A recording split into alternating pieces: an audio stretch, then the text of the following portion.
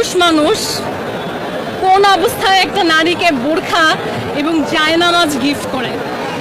নিশ্চয়ই তার সাথে কোনো খারাপ কুসম্পর্কে এটা সম্ভব না। আপনি একজন মুসলিম হয়ে, উনি একজন সৌদি রাষ্ট্রদূত, উনি মানুষকে হজ ভিসা দান করেন এবং আমার বলাতে উনি একজন অপরিচিত মানুষ যিনি কোটা বৈষম্যের কারণে হজে যেতে পারছিল না, তাকে রমজানে সাহায্য করেছে হজ করার জন্য।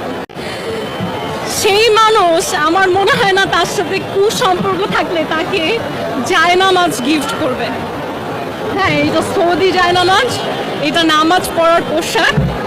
এবং আমি আপনাদের জন্য একটা জিনিস নিয়ে এসেছি, বাংলাদেশের গুরুত্বপূর্ণ মানুষদেরকে এই উপহার দিয়েছেন সৌদি বাদশার খেজুর।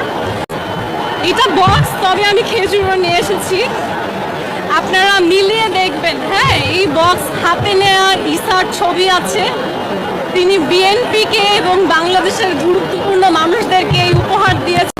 এটা কিন্তু আমি মনে চাইলো কাউকে দিলাম সেরকম উপহার না, এটা আমার কাছে এসেছে বাংলাদেশের পররাষ্ট্র মন্ত্রণালয়ের ডিজি শফিকুরের মাধ্যমে, কারণ এটার জন্য অ্যাপ্রুভালের প্রয়োজন হয়। এটা সৌদি বাদশারা দেয় হচ্ছে একটা সৌজন্য একটা গুরুত্বপূর্ণ ব্যক্তিদের জন্য।